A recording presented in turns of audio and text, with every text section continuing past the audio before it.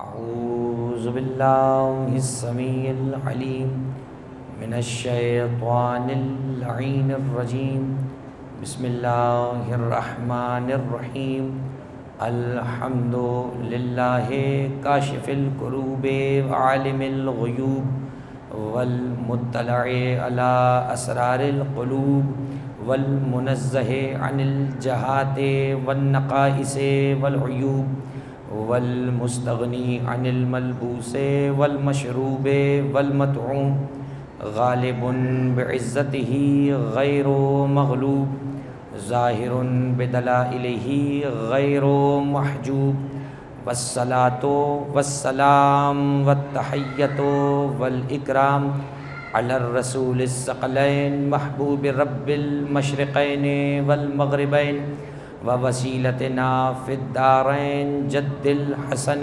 والحسین ابی القاسم محمد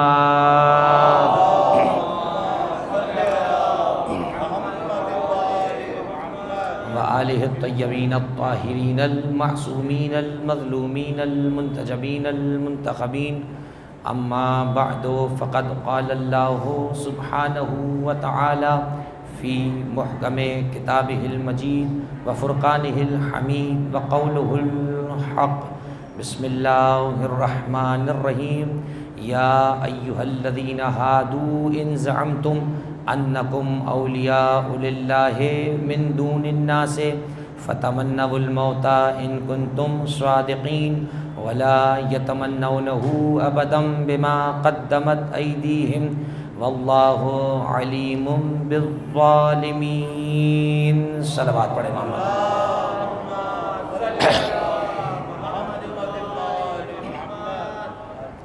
عزیزان گرامی، یہ مجلس ترحیم، یہ مجلس ایصال ثواب، یہ مجلس عزا برائے بلندی درجات، برائے تسلیت و تعزیت مرحوم و مغفور سید عباس مہدی زیدی ابن سید ناظم حسین زیدی علی اللہ مقامہ، اس مجلس ترحیم کا، اس مجلس چہلم کا انعقاد ہوا ہے، اور پروردگار عالم کا یہ شکر ہے کہ اس نے ہمیں اس دنیا کے اندر زندوں کے ذکر سے وابستہ رکھا ہے، اس لیے کہ مردوں کا ذکر نہ کہیں کیا جاتا ہے، نہ مردوں کا ذکر سننے کے لیے کوئی آتا ہے۔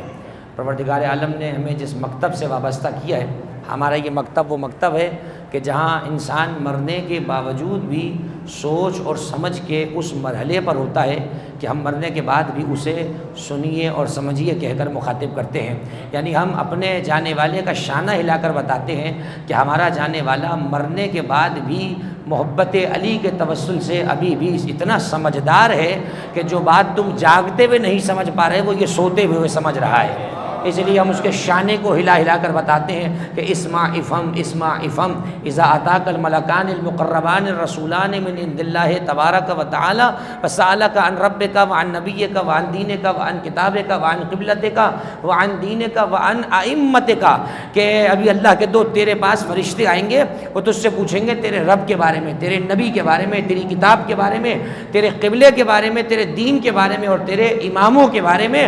ولا تحزن ولا تخف وقل فی جوابہما اللہ جل جلالہ ربی ومحمد صلی اللہ علیہ وآلہ نبی والاسلام دینی والقرآن کتابی والکعبۃ قبلتی وعلی بن ابی طالب امامی والحسن بن علی امامی والحسین بن علی امامی۔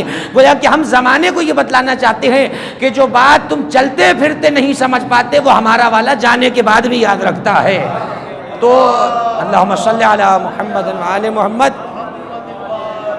پروردگار عالم کا یہ لطف و احسان ہے کہ ہم اس مکتب سے وابستہ ہیں کہ جہاں مرنے کے بعد بھی معجزات دیکھے جاتے ہیں۔ وہ جو طبی طور پر ڈکلیئر ہو چکا کہ یہ مر چکا ہے، مگر شارع مقدس یہ کہتی ہے کہ اس کو قبر میں لٹانے کے بعد اس کے شانوں کو ہلاؤ اور بڑے آہستگی کے ساتھ ہلا کر کہو اسمع افہم اسمع افہم، سنیے اور سمجھیے سنیے اور سمجھیے۔ تو یقیناً یہ پروردگار عالم کا لطف و احسان ہے کہ اس نے ہمیں دنیا کے اندر مکتب اہل بیت سے وابستہ فرمایا ہے، اور ویسے بھی ہمارا مکتب وہ مکتب ہے کہ جہاں زندگی کے اندر سلسلہ جتنا جانے والے سے مضبوط ہوتا ہے اس سے زیادہ کہیں مضبوط تر سلسلہ اس کے جانے کے بعد ہو جاتا ہے۔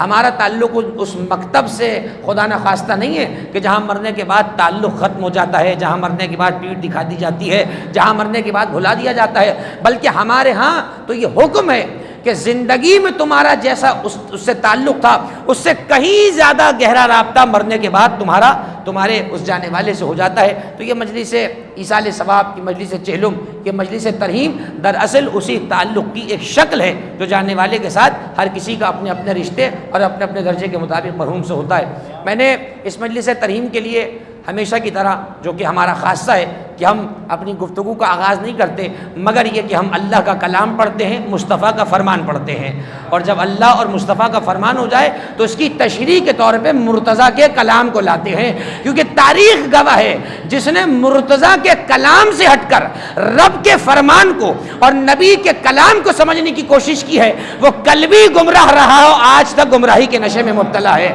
ہم نے کبھی اللہ کے فرمان کو مصطفیٰ اور مرتضیٰ کے کلام سے ہٹ کے نہیں سمجھا، یہی وجہ ہے ہم قرآن کی تفسیر کے حوالے سے یا نبی کے کلام کو حجت مانتے ہیں یا امام کے کلام کو حجت مانتے ہیں، اور کیوں نہ اس علی کے کلام کو حجت مانا جائے کہ جس کے لیے ابن ابی الحدید معتزلی شرح نہج البلاغہ میں لکھ گیا، کہتا ہے کہ جب میں علی کے کلام کو پڑھتا ہوں تو یہ فیصلہ کرنا مشکل ہے آخر علی کے کلام کو کس درجے پہ رکھا جائے۔ آخر کے اندر ابن ابی الحدید معتزلی کہتا ہے کہ بھائی میں اس نتیجے پر پہنچا ہوں کہ کلام ہو فوق کلام المخلوق و تحت کلام الخالق، علی اس بندے کو کہتے ہیں کہ جس کا کلام خالق کے کلام سے کم ہے، بندوں کے کلام سے اوپر ہے۔ علی کے کلام کی بلندی اتنی ہے، علی کے کلام کی بلندی اتنی ہے کہ خالق کے کلام سے کم اور بندوں کے کلام سے اوپر۔ تو مجھے قسم کھا کے بتائیے بغیر کسی تکلف کے کہ جس کا کلام خالق کے کلام سے کم ہو، بندے کے کلام سے اوپر ہو، کیا کہیں گے اس کو؟ پھر کہاں ہے پھر وہ کلام؟ یعنی نہ خالق کا ہے وہ کلام اور نہ بندوں جیسا ہے، پھر ہے کس کا؟ تو زیادہ پریشان نہیں ہوئے، ابن ابی الحدید معتزلی جانے اور وہ قیامت میں جانے، وہ دیتا پھر جواب۔ ہم تو اتنا جانتے ہیں کہ زمین پر اللہ کی زبان کو آل محمد کہا جاتا ہے، یہی اس کے ترجمان ہیں، یہی اس کے قائم مقام ہیں، یہی اس کے اسپوک پرسن ہیں، جو یہی کہہ دیں وہ اس کی منشا ہوتی ہے، جو یہ تفسیر اور تعویل کر دیں وہی اللہ کا منشا و مقصود ہوتا ہے۔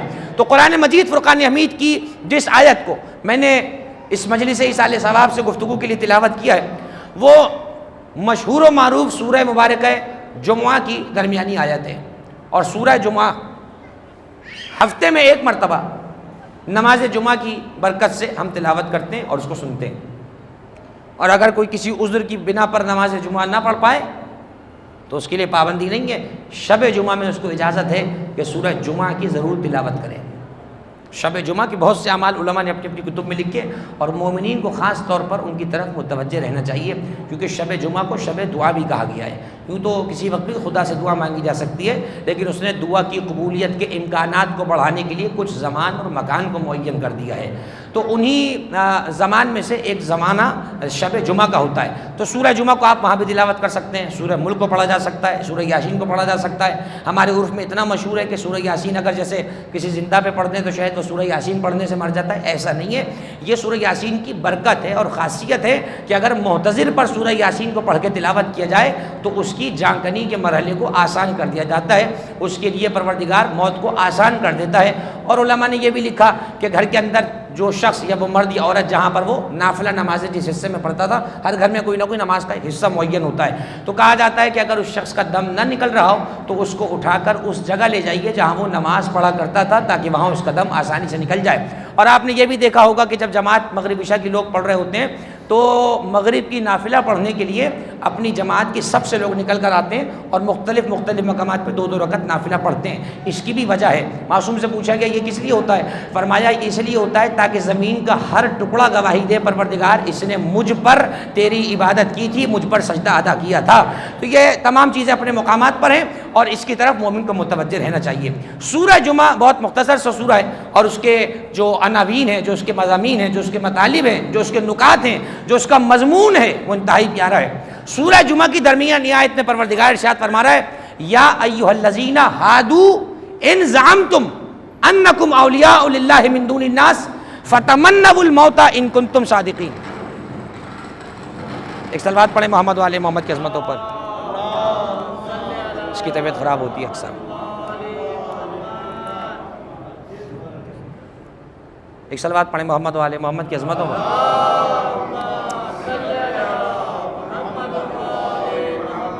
توجہات میری جانب ہے، اس کی طبیعت ہوتی رہتی ہے خراب، مجھے معلوم ہے، آپ میری طرف متوجہ رکھیں، جتنی آواز ہے یقیناً آپ تک پہنچ رہی ہے اور مستورات تک بھی پہنچ رہی ہے۔ یا ایھا الذین ہادو، اے یہودیوں اگر تم اس زوم میں ہو، یہ جو ہم اردو میں زوم کہتے ہیں عربی میں اسے زعم کہا جاتا ہے، زبر کے ساتھ، پیش کے ساتھ نہیں، اردو میں ہم زوم کہتے ہیں کہ تم کس زوم میں پھر رہے ہو، اصل لفظ زعم ہے، اور زعم عربی کے اندر یاد رکھیے گا اس چیز کو کہا جاتا ہے جو غلط ہو، کیونکہ غلط چیز کا گمان ہوتا ہے، صحیح چیز کا یقین ہوتا ہے۔ توجہ فرمائی آپ نے، کہتے ہیں نا میاں کس زوم میں پھر رہے ہو، تو زوم سے مراد یہ کہ کن خیالوں میں پھر رہے ہو، صحیح ہے۔ یا ایھا الذین ہادو ان زعمتم، اللہ کہہ رہا ہے قرآن میں، اے یہودیوں اگر تم کسی زعم میں پھر رہے ہو، انکم اولیاء للہ من دون الناس، کہ تم بڑے اللہ کے دوست ہو، تم سے زیادہ چہیتا اللہ کا ہے ہی کوئی نہیں، تم پہ من و سلوہ اترے، تمہارے لیے طرح طرح کے کھانے اترے، تمہاری فرمائش پر کوہ طور پہ ہم نے اپنا جلوہ دکھایا، ان زعمتم اگر تم کسی خیال میں پھر رہے ہو، انکم اولیاء للہ کہ تم اللہ کے بڑے پکے دوست ہو، فتمنوا الموت ان کنتم صادقین، تو اگر واقعاً تم اللہ کے دوست ہو تو پھر ایک صلوات پڑھیں محمد والے محمد کی ذات پر۔ اگر تم کسی زوم میں ہو، کسی خیال میں ہو، کسی گمان میں گھوم رہے ہو کہ ہم اللہ کے بڑے پکے دوست ہیں، تو قرآن مجید نے دیکھیے کس طرح سے منہ چڑھایا یہودیوں کا، کہا کہ فتمنوا الموت، اگر تم سچے ہو تو تم موت کی تمنا کر کے دکھاؤ، اور اگر تم اپنے دعوے میں سچے ہو تو پھر تم موت کی تمنا کرو، موت سے گھبراؤ نہیں۔ اب اس کے بعد کا جملہ توجہ کے قابل ہے، ولا یتمنونہ ابدا بما قدمت ایدیہم، اللہ قرآن میں ارشاد فرماتا ہے کہ ہمیں معلوم ہے تم کبھی بھی موت کی تمنا نہیں کرو گے، بما قدمت ایدیہم، ان کرتوتوں کی وجہ سے جو تم انجام دے کر آگے بھیج چکے۔ ایک صلوات پڑھیں ذرا محمد والے محمد کے عظمت، بس صحیح ہے۔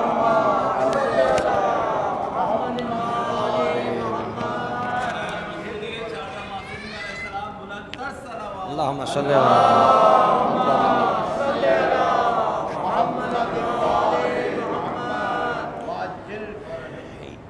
ولا یتمنونہ ابدا بما قدمت ایدیہم، تم کبھی موت کی تمنا نہیں کرو گے۔ اچھا اب میں 1% بھی یہودیوں کی جو حالات چل رہے ہیں 1% بھی میں ان کی موافقت کے موڈ میں نہیں ہوں، لیکن ایک بطور مثال ایک جملہ کہنے کا حق تو مجھے ہے۔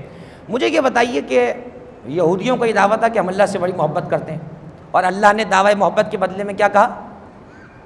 موت کی تمنا کرو۔ اب مجھے یہ بتائیے کہ اس پرآشوب زمانے میں اول تو کمال یہ ہے کہ کوئی محبت کرنے والا مل جائے، اور پھر اگر وہ مل جائے اور مخلص بھی ہو، اور آپ اس سے کہیں کہ بھیا ہمارے لیے پہاڑ سے کود جاؤ یا ہمارے لیے اپنی گردن کو کاٹ لو، تو قسم کھا کے بتائیے اسے کس نگاہ سے دیکھیں گے آپ؟ انتہائی منفی نگاہ سے اس کو آپ دیکھیں گے کہ کیسا بے مروت آدمی ہے، اس زمانے میں ہم اس سے محبت کر رہے ہیں، اور یہ محبت کے بدلے میں بجائے اس کے کہ ہم سے محبت کرتا ہم سے موت مانگ رہا ہے۔ یہی وہ ٹرننگ پوائنٹ ہے، یہی وہ نقطہ ہے جہاں پر قرآن نے لا کر انسانی عقل کو جھنجھوڑا ہے۔ تم اللہ والے بنے پھر رہے ہو، ہم اللہ سے محبت کرتے ہیں، اور اللہ بدلے میں تم سے محبت نہیں کر رہا ہے، کہہ رہا ہے موت۔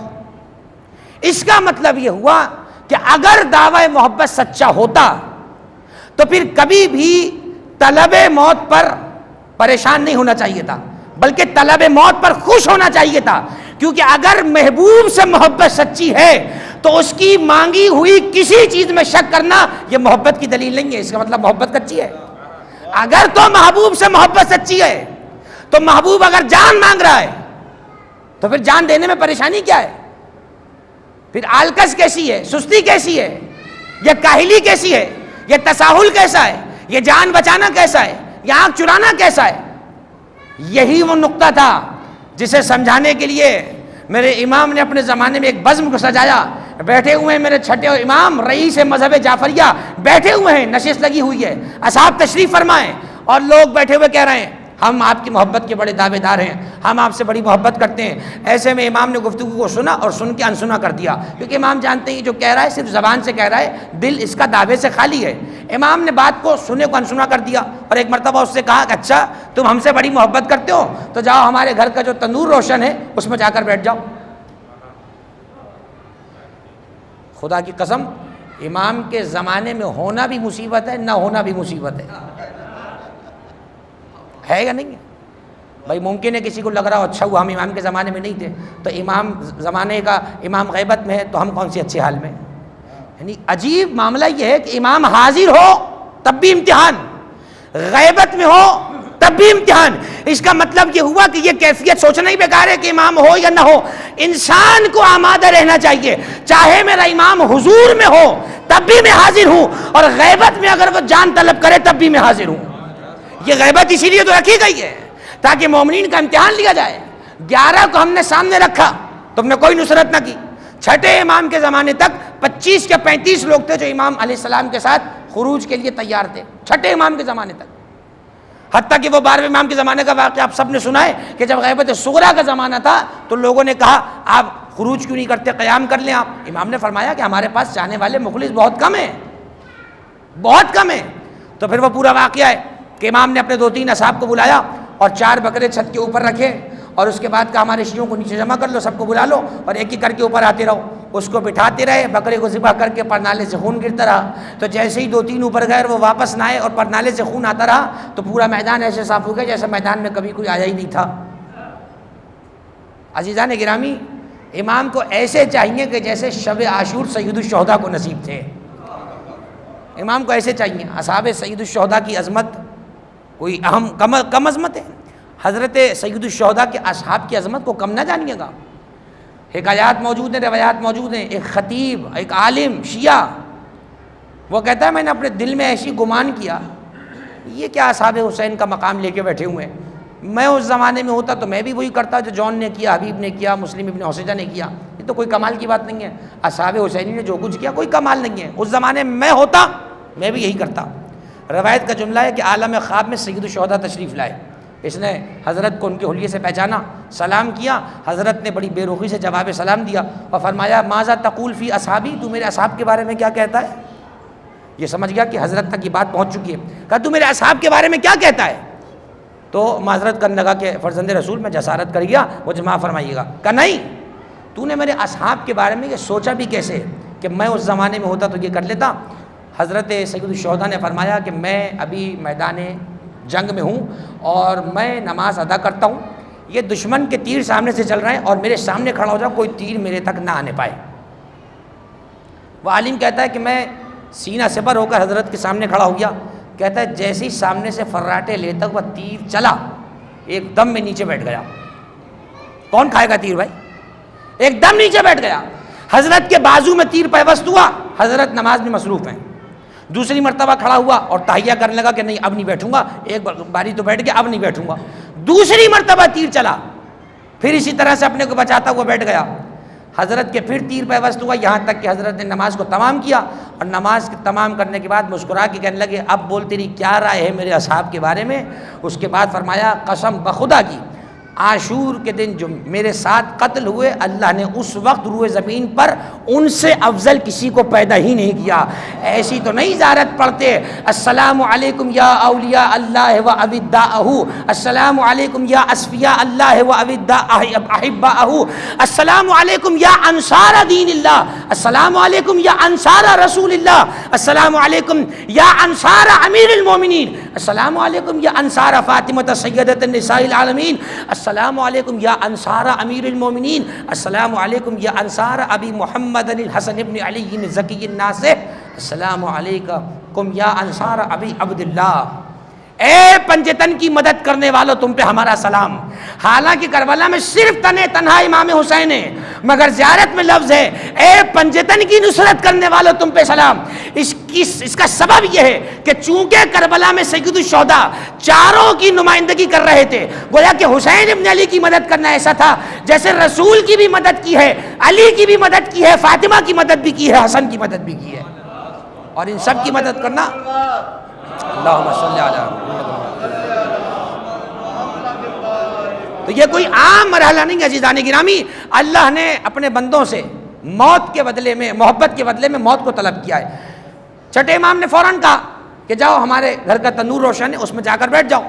جیسے ہی اس شخص سے یہ کہا جو ابھی محبت کا دعوے دار تھا اور بغل میں آ کے باتیں کر رہا تھا، وہ کہتا ہے کہ میں تو دبے پیر سرک گیا اور پیچھے کو ہو گیا کہ یہ مولا کیا کہہ رہے ہیں، ہم تو ان سے محبت کا دعویٰ کر رہے ہیں اور یہ ہمیں کہہ رہے ہیں کہ زندہ آگ میں جا کر بیٹھ جاؤ.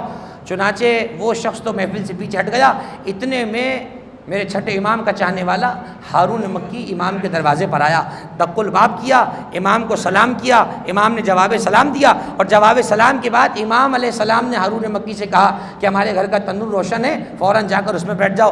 ہارون نے کیوں نہیں پوچھا عزیزان گرامی، بس امام اور نبی کے سامنے کیوں کرنا انسان کو ایمان سے خارج کر دیتا ہے۔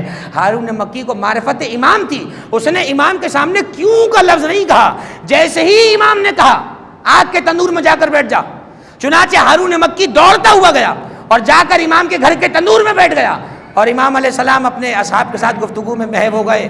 وہ جو ابھی کچھ دور سرک کر امام سے گیا تھا، جب اس کو آگ میں بیٹھا ہوا دیکھا تو فرزند رسول کے قریب آ کر کہتا ہے مولا وہ تو آپ کا چاہنے والا تھا جو آپ سے ملنے آیا تھا، آپ نے اسے آگ کی نظر کر دیا، ذرا چل کے اس کی خبر لے لیجئے۔ ایک مرتبہ امام اپنے اصحاب کے ساتھ اٹھے اور خود ہی اس تنور کے قریب آئے اور اسی سے کہا ذرا اپنے ہاتھ سے اس تنور کا ڈھکن تو ہٹا۔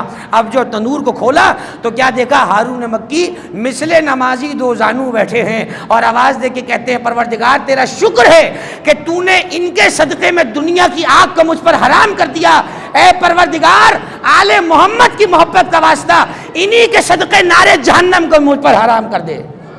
امام علیہ السلام نے جب یہ منظر دیکھا فرمایا قسم بخدا کی اگر ایسے چند اصحاب مجھے میسر آ جائیں جو میرے کہنے پر آگ کو کود جائیں تو پھر میں قیام کر سکتا ہوں۔ ہاں عزیزان گرامی، آج اگر کوئی آگ کا ماتم کر رہا ہے، آج اگر کوئی آگ پر چل رہا ہے تو آگ پر چلنے والے سے زیادہ دوسرے کو جلنے کی ضرورت نہیں ہے، اس لیے کہ جو چل رہا ہے وہ تو جل نہیں رہا، جو چل نہیں رہا اسے جلنے کی ضرورت کیا ہے۔ یہ انگاروں پہ چل کے ہم بتاتے ہیں کہ دیکھو جن سے دعوی محبت ہے ان کی محبت کا اثر یہ ہے کہ جب ہم ان کا نام لیتے ہوئے اس آگ پر سے گزر جاتے ہیں تو ان کا نام لیتے ہوئے انشاءاللہ پل صراط سے بھی ہم گزرتے چلے جائیں گے۔ ایک صلوات پڑھ دے محمد والے محمد پر، اللہم صلی اللہ علیہ وسلم۔ توجہ فرمائیے آپ نے دانی گرامی، تو یہ بڑا عجیب و غریب معاملہ ہے۔ اب دیکھیے جس زمانے میں میں اور آپ جی رہے ہیں، یہ زمانہ مجھے ذرا معاف کریے گا میں ایک مجلس کے ٹرینڈ سیٹ کے جملہ کہہ رہا ہوں، یہ مکمل زمانہ مارکیٹنگ کا زمانہ ہے، مکمل زمانہ، یعنی ایک چھوٹے سے آدمی سے لے کر پورے ادارے تک سب مارکیٹنگ کے سراؤنڈنگ میں، ہر آدمی مارکیٹ سے بات کر رہا ہے۔ مارکیٹ وہ کیا ہے؟ فائدہ، ہر آدمی فائدہ چاہ رہا ہے۔ ایک ریڑھی لگانے والا بھی اگر کوئی چھوٹی سی ریڑھی کسی چیز کی لگا رہا ہے تو وہ بھی پہلے لاگت کو دیکھ رہا ہے اور لاگت کے بعد منافع کو دیکھ رہا ہے۔ اگر منافع لاگت سے زیادہ ہے تب تو وہ ریڑھی لگانے پر آمادہ ہے، اور اگر منافع لاگت سے کم ہے تو وہ ریڑھی لگانے کو آمادہ نہیں ہے۔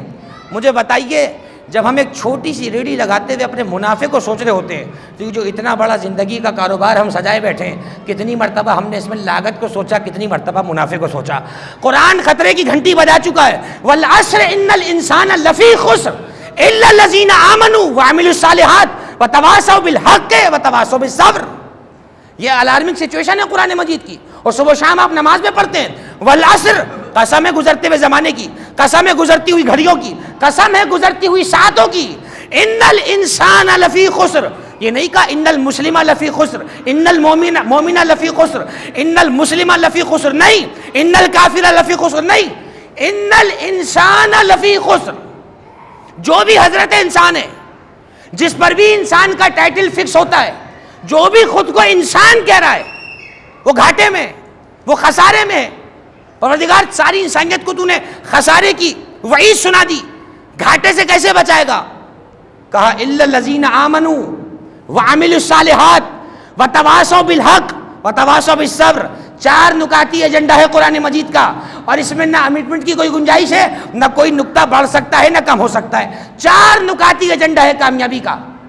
اللہ کہتا ہے گھاٹے سے میں بچاؤں گا اگر ایمان لے آئے، گھاٹے سے اسے بچاؤں گا جو ایمان کے بعد عمل صالح کرے، گھاٹے سے اسے بچاؤں گا جو عمل صالح کے بعد حق کی تلقین کرے، اور گھاٹے سے اسے بچاؤں گا جو حق کی تلقین کے بعد صبر کرے۔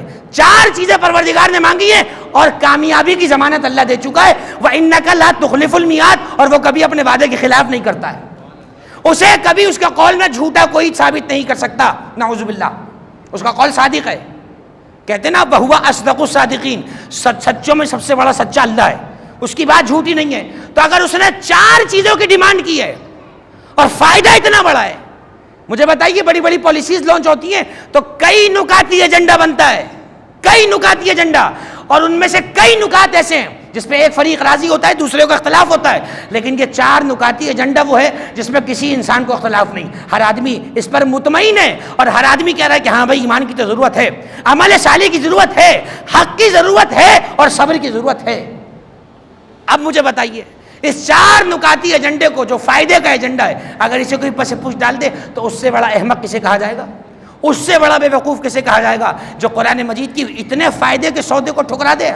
یہی سبب ہے کہ جو زندگی اللہ نے عطا کی ہے، یہ زندگی اسی لیے کہ یہاں رہ کر وہاں کے لیے کماؤ، اس مختصر زندگی میں اس طولانی زندگی کے لیے کماؤ، اس آباد زندگی میں رہ کر اس ویرانی والے گھر کا سامان کرو، اس آسائش والی دنیا میں رہ کر اس تنہا قبر کی سجاوٹ کا اہتمام کرو۔ یہ تقاضا اللہ نے کیا ہے، اور اس کے اندر جو شخص کام ہو گیا تو اس کا مطلب یہ ہوا کہ وہ زندگی سے کامیاب گیا۔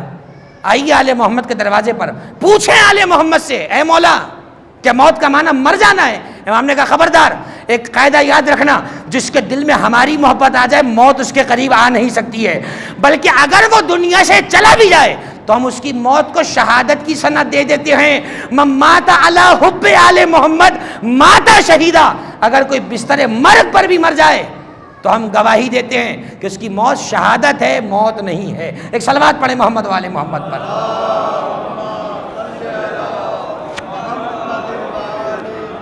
تو عزیزان گرامی، قرآن مجید کے فلسفے کو ذرا غور کرتے جائیے، اور دیکھیے ہم اس زمانے میں، جیسے میں نے ابھی کہا، بہت قریب ہو کے گفتگو کر رہا ہوں، ہم نے اس معاشرے کے اندر دیکھا کہ ہم اپنی زندگی کو محفوظ بنانے کے لیے بہت سی بیمہ پالیسیز لیتے ہیں۔ جان کا بیمہ ہوتا ہے، دولت کا بیمہ ہے، گاڑی کا بیمہ ہے، گھر کا بیمہ ہے یا نہیں ہے، اور یہ ساری پالیسیز اپنے مقام پہ درست بھی ہیں، جائز بھی ہیں، اس میں کوئی حرج نہیں، اس لیے کہ اسلام کسی ایسی چیز پر پابندی نہیں لگاتا جو اسلام سے نہ ٹکرا رہی ہو۔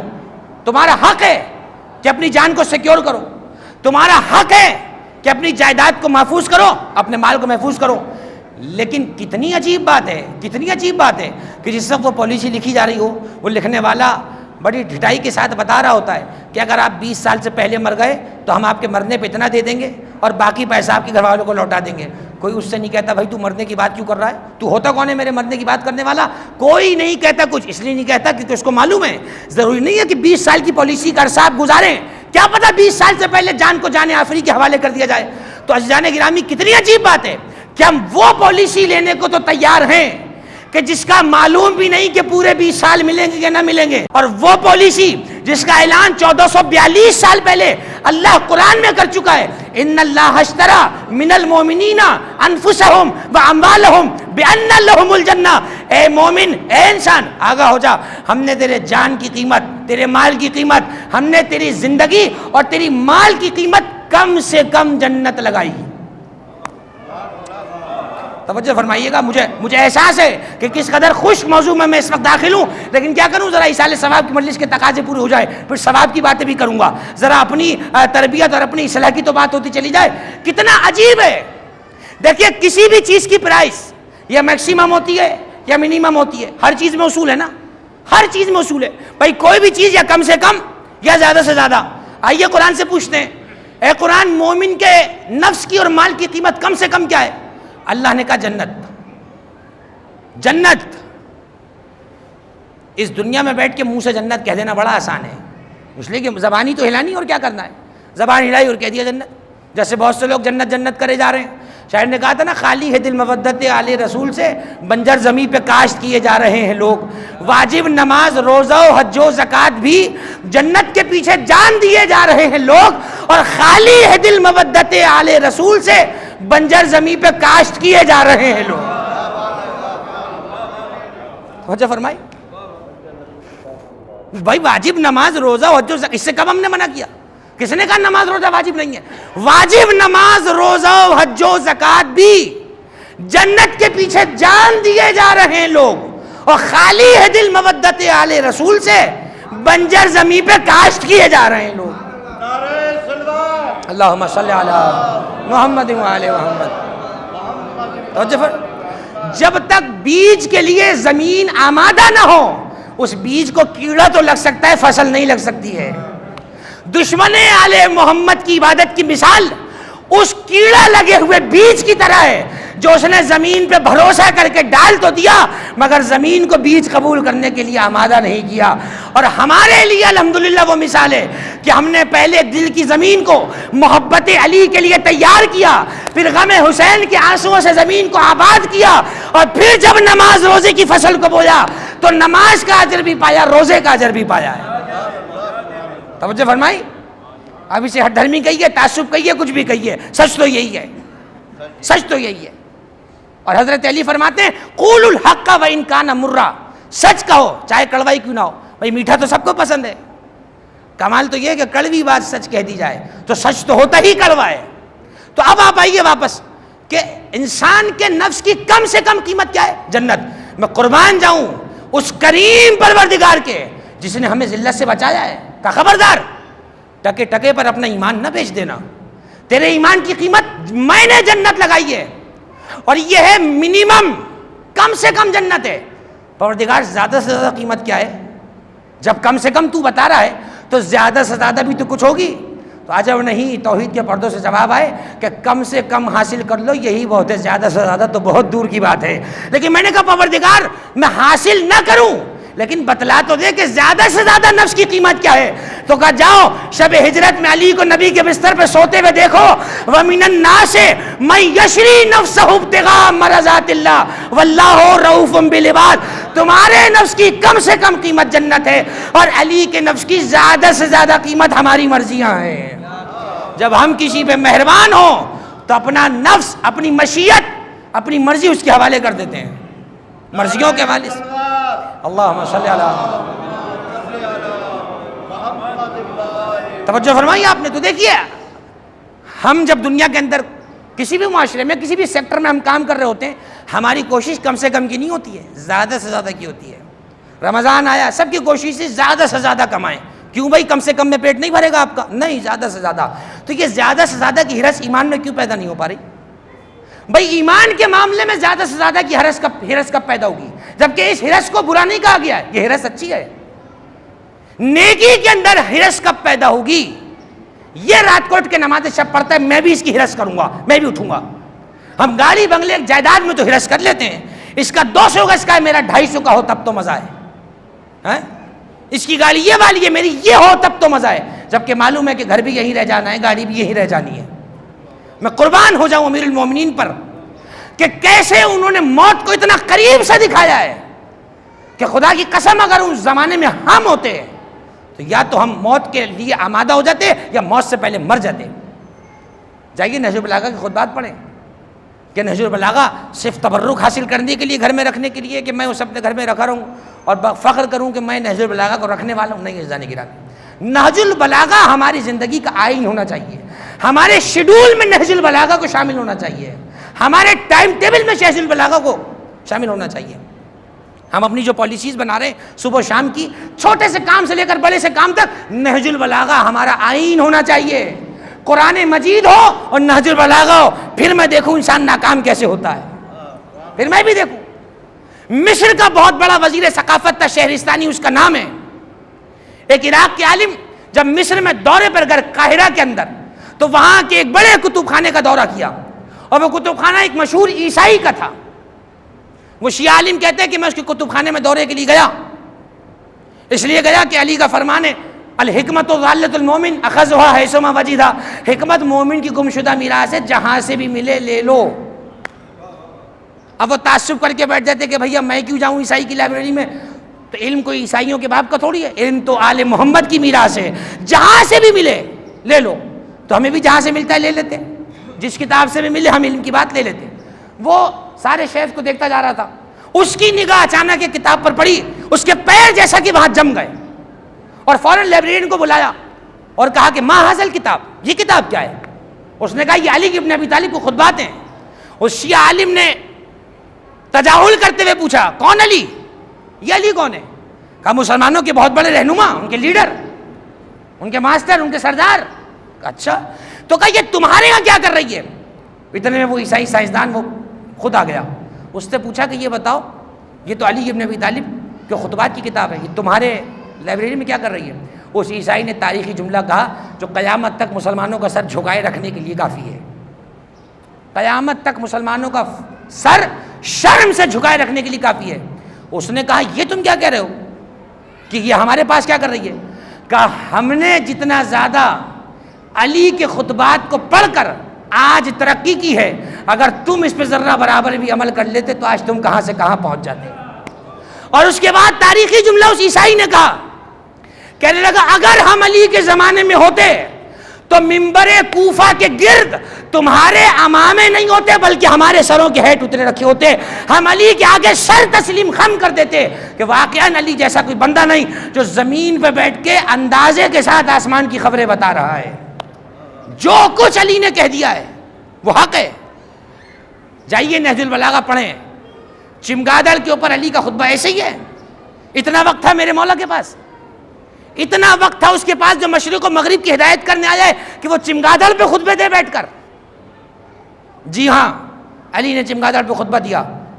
چمگادڑ کی بناوٹ پر حیران ہے سائنس کہ پورے جسم کے اندر ہڈی کا نام نہیں ہے اور اس کے بعد جسم سالم ہے، جبکہ کسی بھی ذی روح کے وجود کے لیے اللہ نے ہڈیوں کو رکھا ہے۔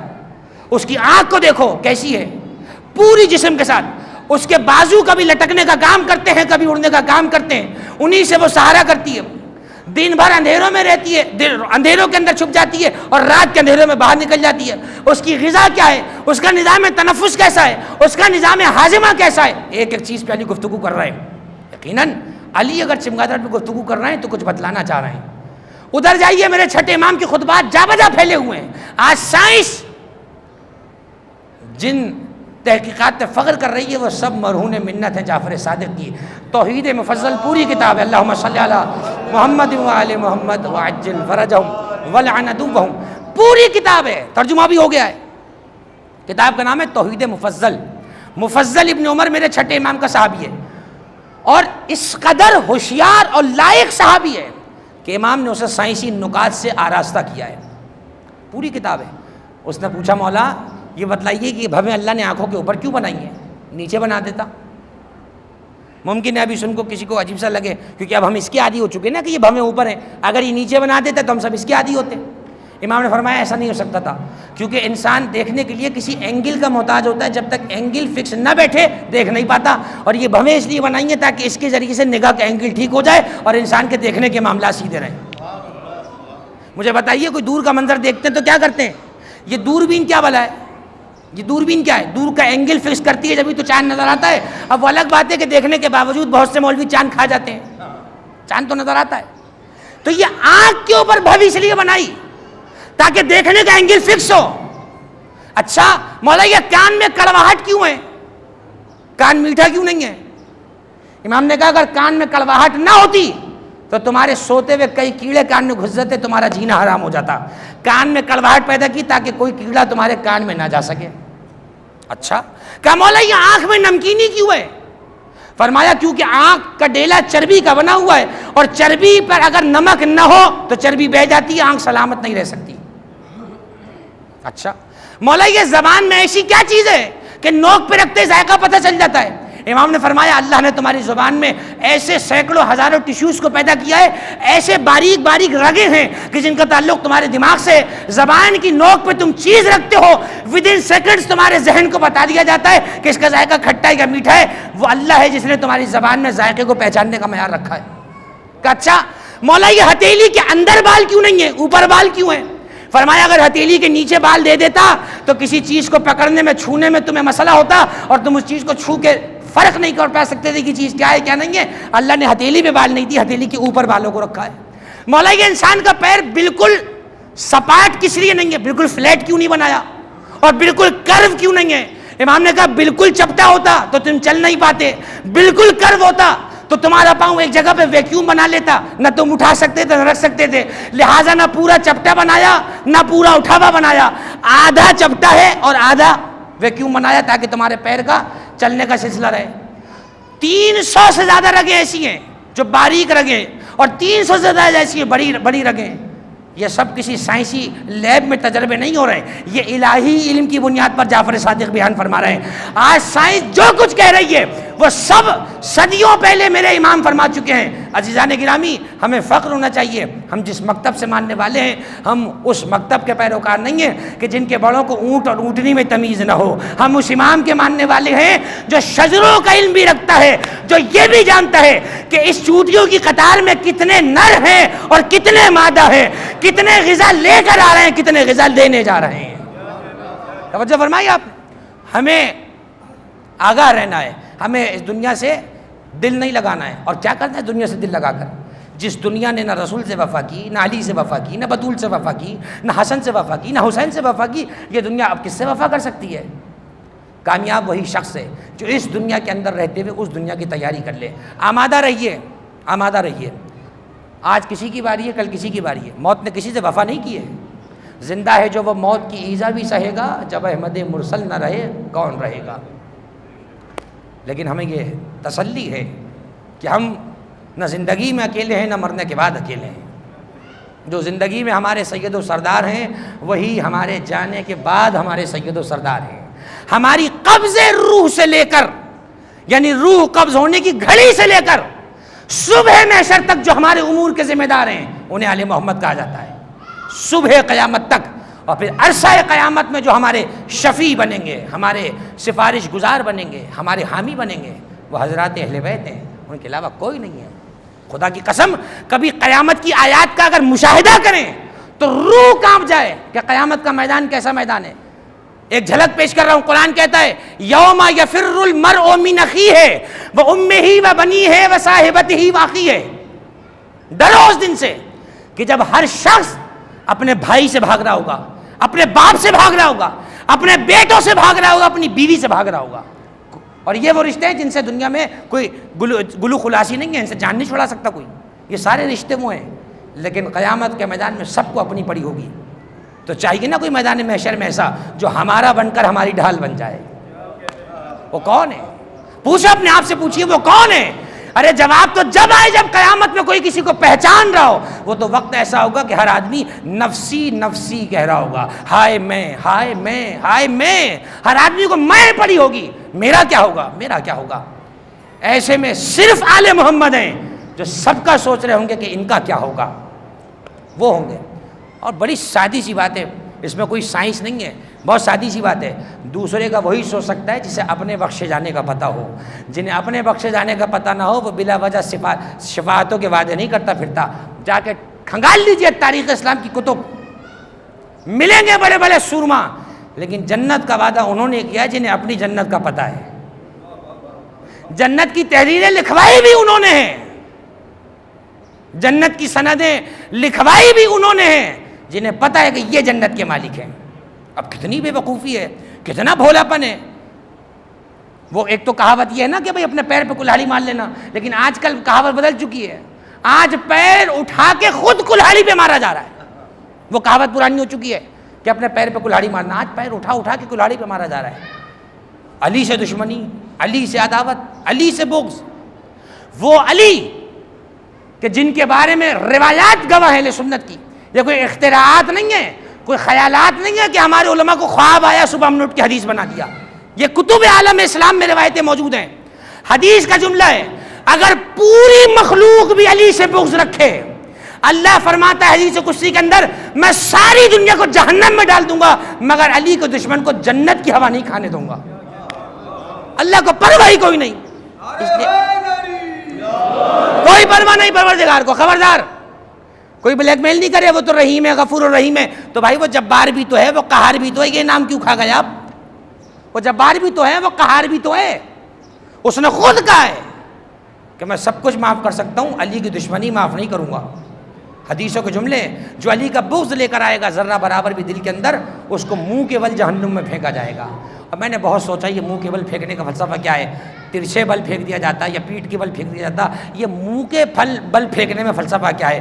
تو وہم ناقص میں ایک جواب یہ آیا، ہو سکتا ہے کہ منہ کے بل اس لیے پھینکا جا رہا ہو تاکہ جن پیشانیوں سے علی کی دشمنی میں سجدے کرتا تھا انہی پیشانی کے ساتھ جہنم میں جائے اور پتہ چل جائے کہ جو سجدہ علی کی محبت کے ساتھ نہ ہو وہ جہنم میں تو لے جا سکتا ہے، جنت میں نہیں لے جا سکتا ہے۔ ایک صلوات بھیجے محمد و آل محمد کی عظمت ہو۔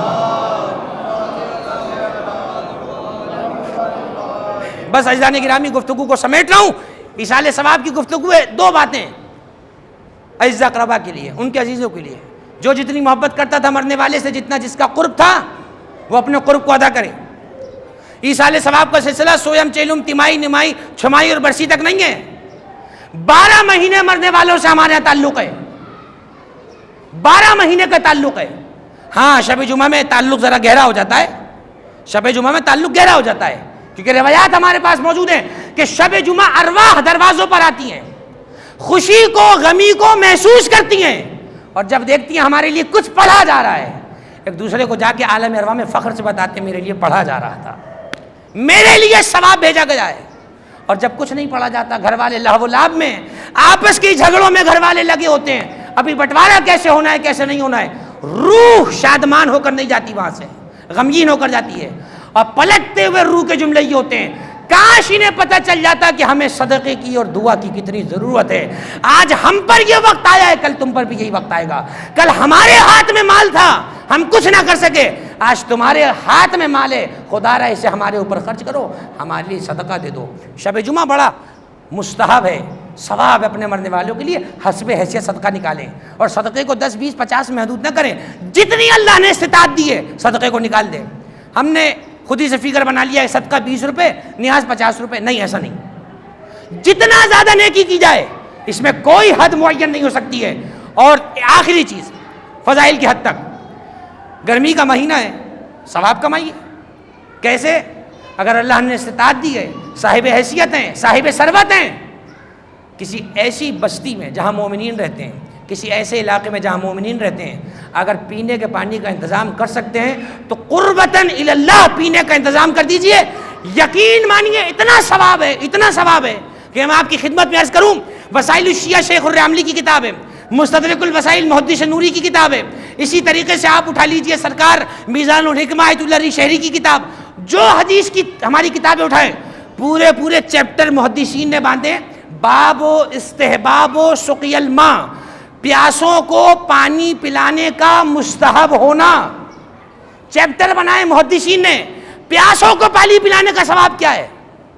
حدیث میں جملہ ہے, من شرب مومنا للہ, جس نے کسی مومن کو اللہ کے لیے ایک جام پلایا, اللہ کے لیے. کاش یہ جو جملہ ہے نا اسے انڈر لائن کر لیں, للہ, چھوٹا سا جملہ ہے, اللہ کے لیے, دکھانے کے لیے نہیں, نام کے لیے نہیں, نمود کے لیے نہیں, نمائش کے لیے نہیں, للہ. پانی دے دیا, نہیں پتا کس نے دیا ہے, بندہ خدا جس کے لیے دیا ہے اس نے اپنے پاس محفوظ کر لیا ہے. جس نے کسی مومن کو اللہ کے لیے ایک جام پلایا, کس کو پلایا؟ مومن کو, مومن کو. اور یہ قاعدہ یاد کر لیجئے گا, ہمارے ہاں یہ قاعدہ ہے, یہ جب بھی کہا جاتا ہے نا نیکی کا کام, کھانا کھلانا, کپڑا پہنانا, پانی پلانا, اس میں آٹومیٹیکلی یاد رکھیے گا مومن پہلے ہے, اس کے بعد میں کسی کا نمبر آتا ہے ہمارے ہاں. پہلے مومن ڈھونڈیں, کیونکہ جو ثواب علی والے کو کھلانے پلانے کا ہے وہ کسی اور کا نہیں ہے.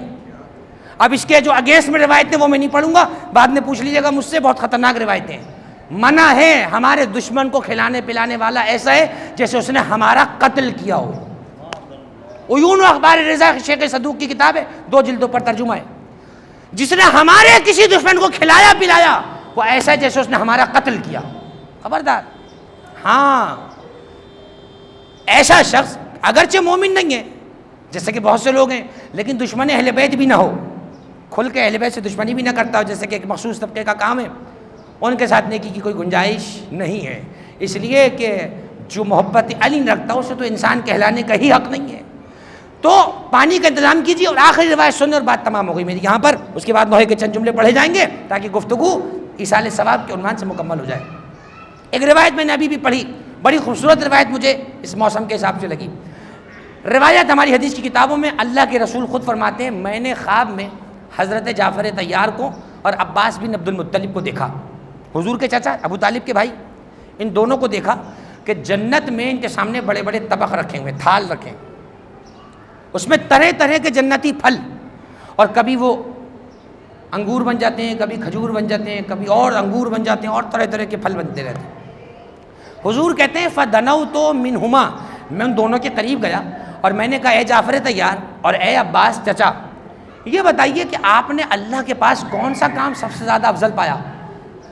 دیکھیں کتنا بڑا اسکیل یہاں پر ایک پیرامیٹرز بن رہے ہیں، اصول بن رہا ہے۔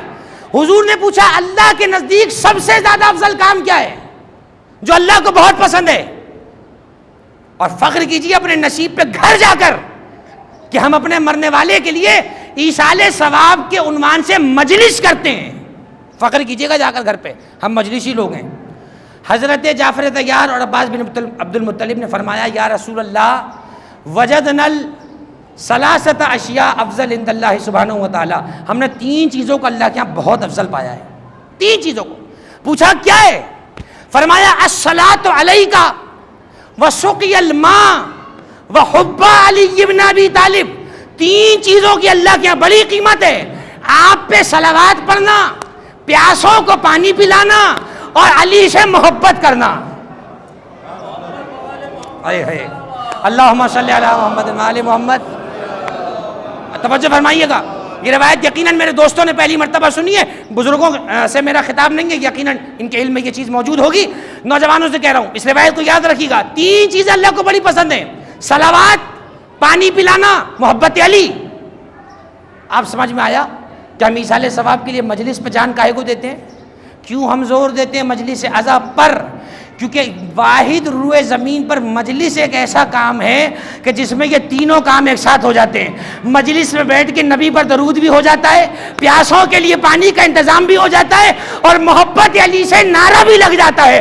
گویا کہ زمین پر مجلس وہ محفل ہے جو اللہ کو اتنی زیادہ پسند ہے کہ اس سے افضل عبادت اللہ کی ہے ہی کوئی نہیں۔ اپنے مرنے والوں کے لیے مجلس کا اہتمام ہو، پیاسوں کو پانی پلائیں، اہتمام کرتے ہیں کہیں پانی کا، اس لیے کہ پیاس کا بڑا تعلق ہے آل محمد سے، پیاس کا بڑا تعلق ہے۔ ابھی رمضان کے مہینے گزرے، اللہ ماشاء اللہ سب نے حسب توفیق عبادت کی، روزے رکھے، لیکن بہرحال جس کے روزے رہ گئے ان کو فوراً قضا کریں۔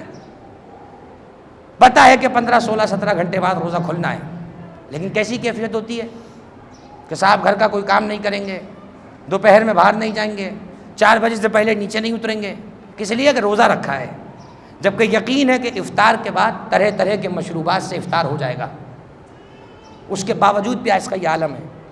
یہ پیاس، یہ روزہ اگر ذرا سی دیر کے لیے کربلا والوں کی پیاس یاد دلا دے تو عجب نہیں وہ روزہ سارے روزوں میں افضل ہو جائے۔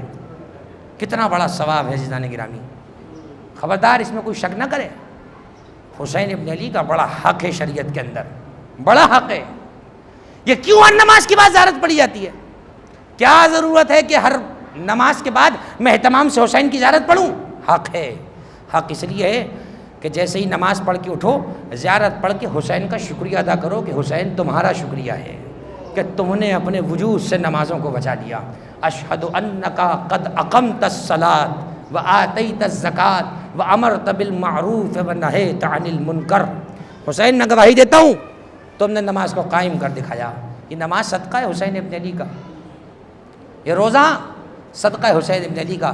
ساری زندگی بھی حسین حسین کر کے مر جائیں تب بھی حسین پہ رونے کا حق ادا نہیں ہو سکتا عزیزو۔ ہم تو چند آنسو بہاتے ہیں، آنسو ختم ہو جاتے ہیں، اس لیے کہ ہم لوگ مادی لوگ ہیں اور طبیعت کے اندر نہیں ہے اتنا گریہ کرنا۔ کسی نے پوچھا معصوم سے کہ آنسو کب آنا بند ہوتے ہیں؟ فرمایا جب دل گناہوں سے سخت ہو جاتا ہے۔ پوچھا گیا کیا کریں کہ دل نرم ہو جائے؟ فرمایا مخلوق خدا پر رحم کرو تاکہ دل نرم ہو، جب دل نرم ہوگا تو آنسو خود بخود بہیں گے۔ یقیناً ان آنسوؤں کا قد بڑا ہے، خدا کے لیے رخسار سے بہہ جانے والے اس آنسو کو بے قدر و قیمت نہ سمجھنا۔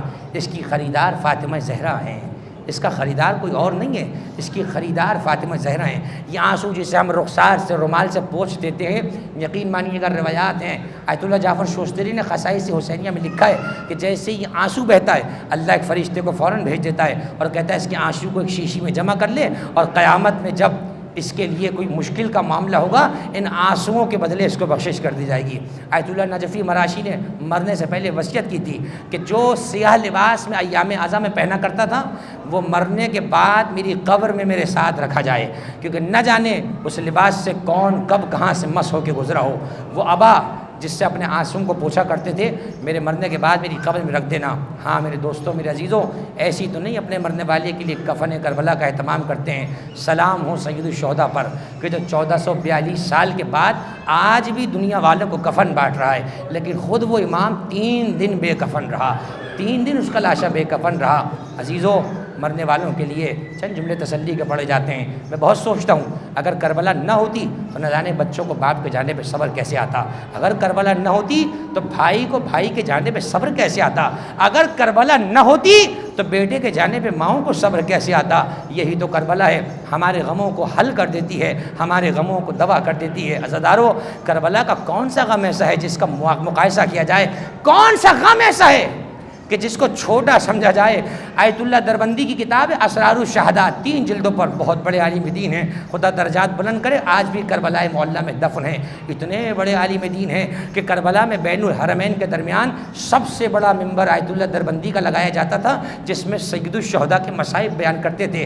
نجف اشرف کے اندر آج بھی باب قبلہ سے جب داخل ہوتے ہیں، شیخ انصاری کی قبر ہے، بہت بڑے علماء میں گزرے ہیں۔ شیخ انصاری کو رئیس العلماء والمجتہدین کہا جاتا ہے۔ شیخ انصاری نے خواب میں سید الشہداء سے توسل کیا اور امام حسین سے توسل کر کے کہا، مولا ایک سوال کا جواب آپ سے چاہیے۔ وہ سوال کا جواب یہ ہے کہ کربلا کے مصائب پڑھتا ہوں تو پتہ نہیں چلتا کون سی مصیبت آپ پر زیادہ سخت ہے، کیا آپ اس کا جواب دے سکتے ہیں کہ آپ پر زیادہ سخت مصیبت کیا ہے؟ قربان جائیے اس جملے پر، خدا ہم سب کو گریے کی توفیق نصیب کرے۔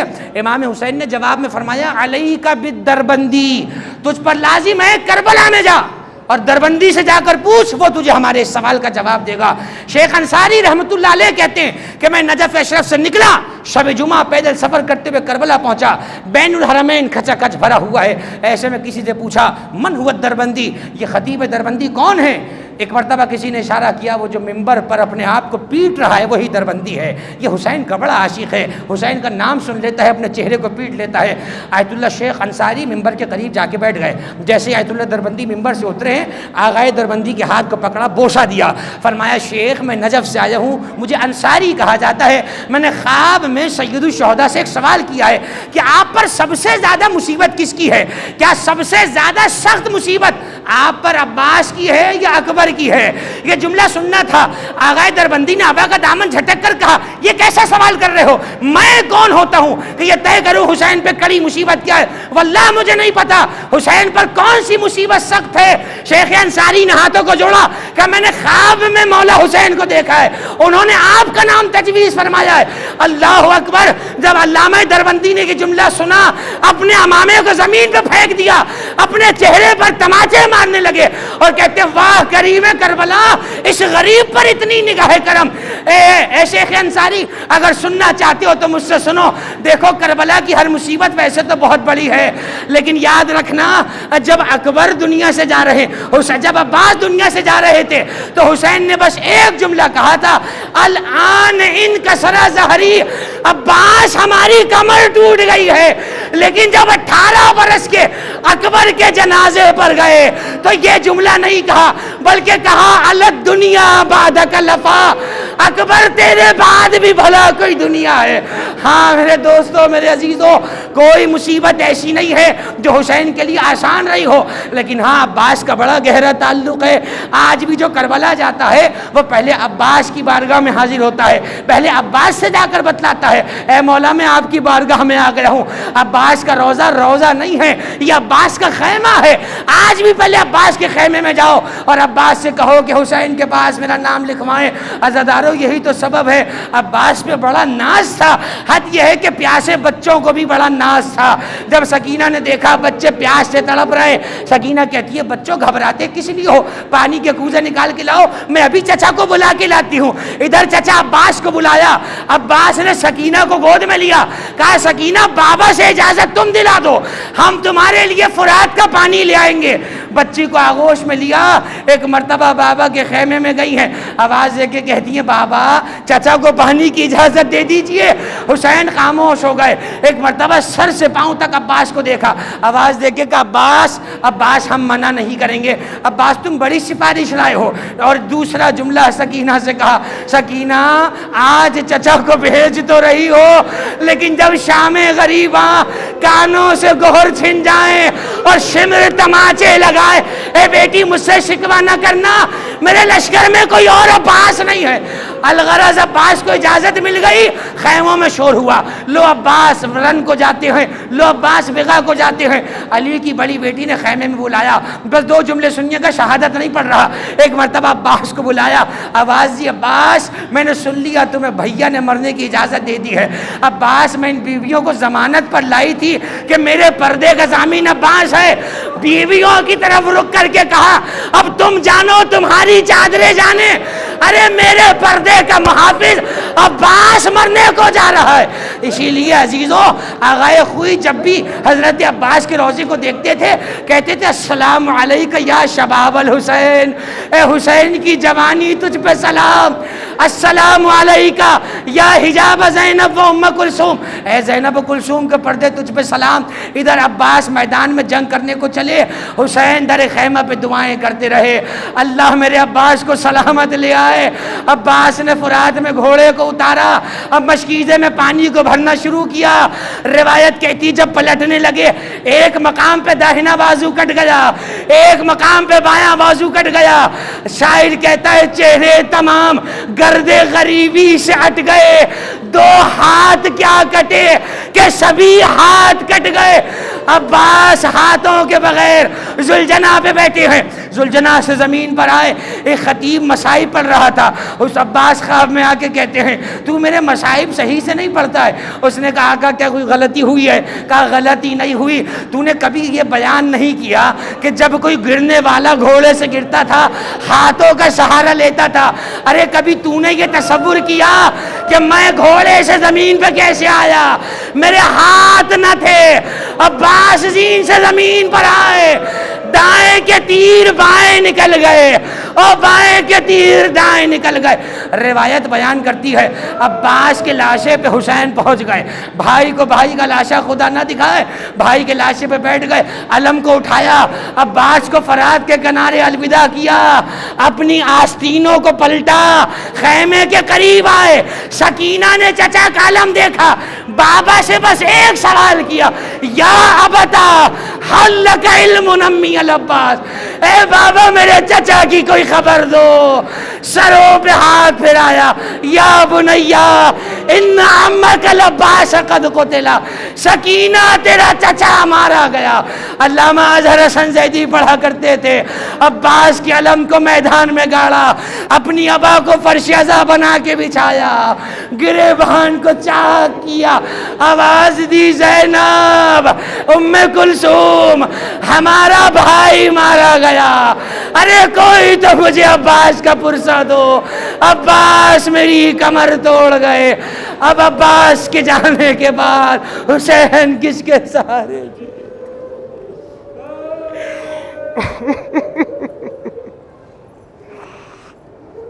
الا ولعنت اللہ علی القوم الظالمین وسیعلم الذین ظلموا ای منقلب ینقلبون۔ پروردگار اس پرسے کو قبول فرما لے، مرحوم کے درجات میں بلندی عنایت فرما، پروردگار ان کی گئی تمام نیکیوں کا بہترین بدلہ ان کو عطا فرما، ان کے پسماندگان کو عزت اقربا کو صبر جمیل کرامت فرما، پروردگار ان کو شفاعت اہل بیت نصیب فرما، ان کی قبر پر رحمتوں و برکتوں کا نزول فرما، عالم انسانیت کو اس وبا سے محفوظ فرما، زیارات کربلا سے معصومین کی زیارات سے مشرف فرما، امام زمان کو راضی و خوشنود فرما۔ ربنا تقبل منا انک انت السمیع العلیم برحمتک یا ارحم الراحمین۔ ماتم حسین۔ اللہم صلی علی محمد و آل محمد۔